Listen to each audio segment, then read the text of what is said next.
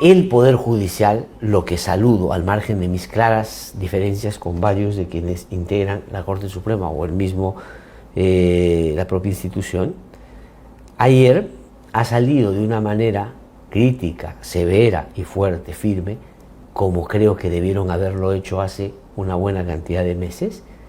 Me da la impresión de que el hecho de el señor Arévalo sentirse ya reemplazado y que varios integrantes de la Corte Suprema, hombres y mujeres, que hacían una minoría en la Corte Suprema con el señor Arévalo y que no podían ni siquiera empujar a la Corte Suprema a sacar pronunciamientos en contra de lo que hacía el Congreso, hoy día, frente a la evidencia, han ganado un poco más de terreno y eso probablemente está llevando a que tengan pronunciamientos de esta naturaleza. La Sala Plena ha emitido un comunicado, un pronunciamiento que critica abiertamente las leyes pro crimen que está dando el Parlamento de la República y además ha criticado, y con razón, la conformación de las comisiones para reformar el sistema de administración de justicia y el Código Penal, ¿no? Cuestiona porque esto compromete la interpretación y aplicación de las leyes y la propia institucionalidad del ordenamiento judicial, eso es lo que dice.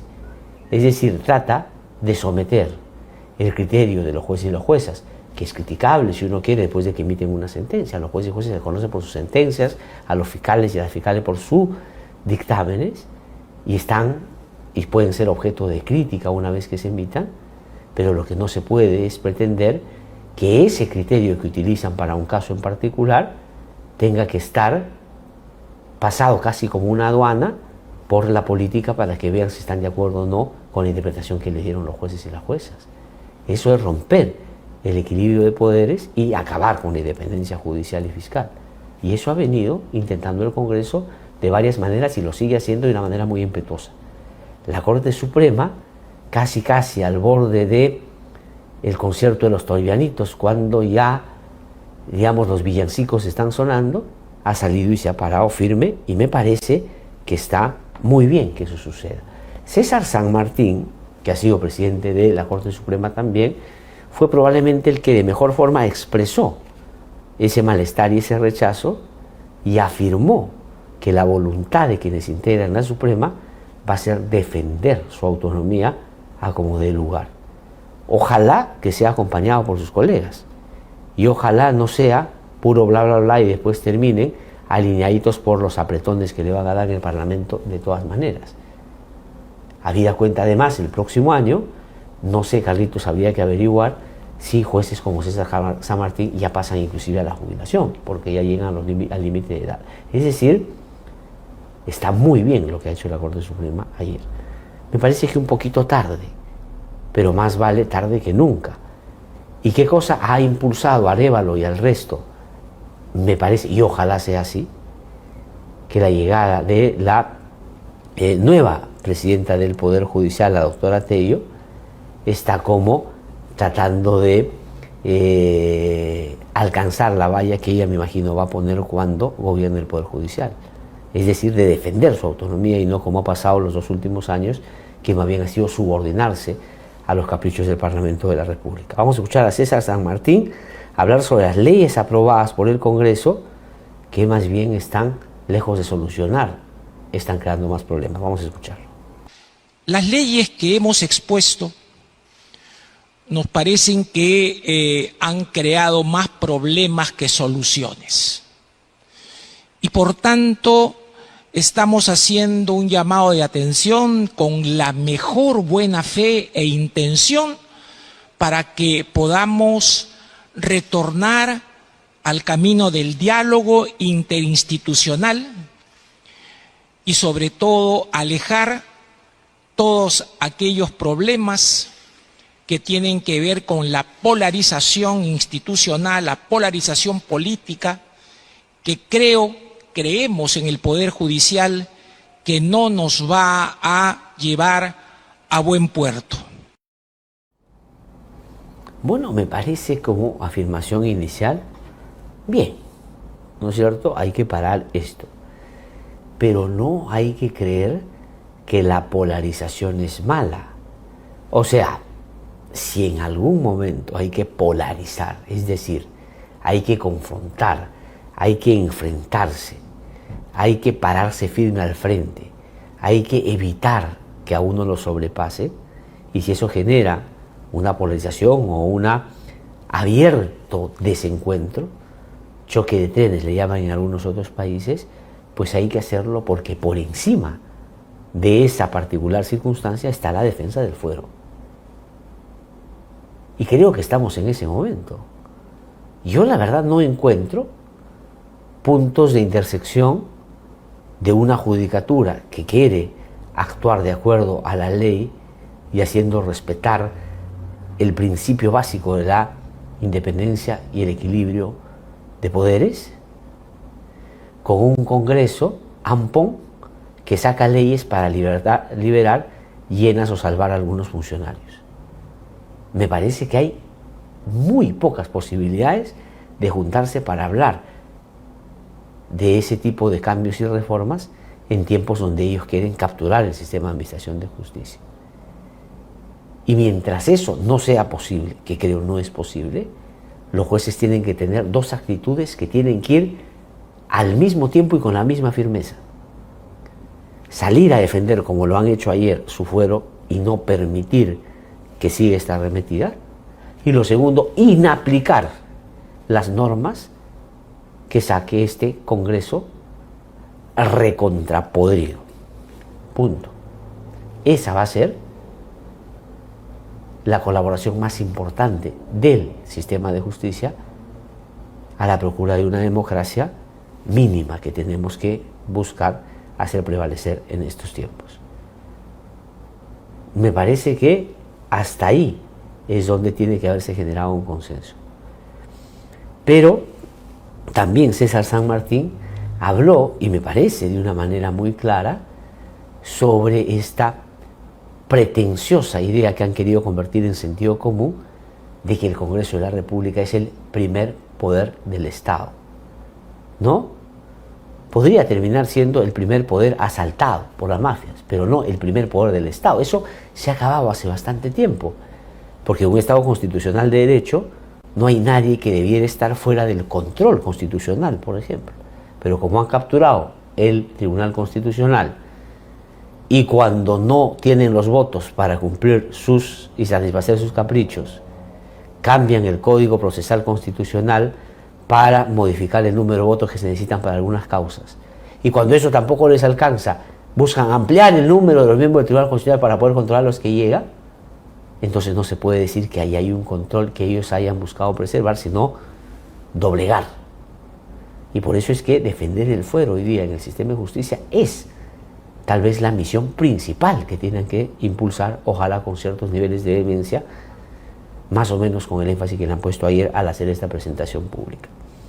César San Martín habló sobre cómo entender los pesos y contrapesos en democracia. Como integrantes del Poder Judicial, nos adherimos de modo pleno y absoluto a un principio que define la lógica democrática de los poderes públicos: separación, independencia, colaboración. No hay acá primeros poderes del Estado o segundos poderes. Acá lo que existe es una lógica de división de poderes y que estamos todos obligados a actuar coordinadamente bajo principios fundamentales, entre ellos, que es el que nos toca afirmar y promover, es la independencia del Poder Judicial. No independencia para hacer lo que nos da la gana, sino independencia para afirmar el imperio de la ley y para tutelar los derechos fundamentales, los derechos de todos los ciudadanos. Bueno, ahí el doctor César San Martín, creo yo, sacándole brillo a su calidad de profesor también, pues da unas pinceladas, diría yo, muy marcadas, de los elementos centrales que configuran el Estado de Derecho y el propio sistema democrático, que se basa justamente en la separación, en la independencia de los poderes del Estado sin que uno tenga supremacía o tenga, digamos, mayor tamaño que el otro. A lo que ha dicho el profesor o el doctor San Martín, habría que agregar otro elemento que es esencial para entender el funcionamiento del Estado de Derecho, que no solo es la independencia, la separación, la autonomía, tiene que ver también con los equilibrios y los contrapesos. Los poderes del Estado no solo tienen que existir, sino tienen que ser autónomos, independientes, pero tienen que contrapesarse los unos con los otros, para que en ese equilibrio podamos tener una sana democracia. Ese es el sentido de lo que en otros países llaman el check and balance, que es fundamental para el funcionamiento del sistema democrático. Pero eso, claro, el Congreso no es que no lo entienda, sino que le importa un rábano, porque lo que quieren es robustecerse, hacerse más grandes para que el Congreso sea el que siempre tenga la sartén por el mango. Ya el Ejecutivo lo han terminado reduciendo, digamos, a tal nivel que ya ni se nota, cambiando la esencia de la Constitución, que plantea un modelo presidencialista, y lo han convertido en un modelo parlamentario.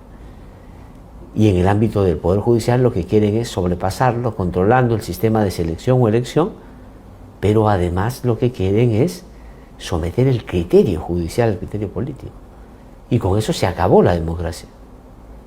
Hacen bien los jueces y las juezas en plantearlo en estos términos que usted ha escuchado, ha mencionado el doctor San Martín a nombre de todos sus colegas que estaban ahí alrededor, que no son todos ni todas los miembros de la Corte Suprema, no sé si los que no estaban tenían otras actividades que hacer o no se adhieren a este punto de vista, porque hay jueces y juezas también que, lejos de caminar con la frente en alto, ¿no?, por lo general actúan bajo la lógica del chicheño también, con la política y el poder. Ojo con eso, tampoco es que hay que pontificar sobre todos los jueces y las juezas, porque hay jueces y juezas que se someten a la dinámica de la política.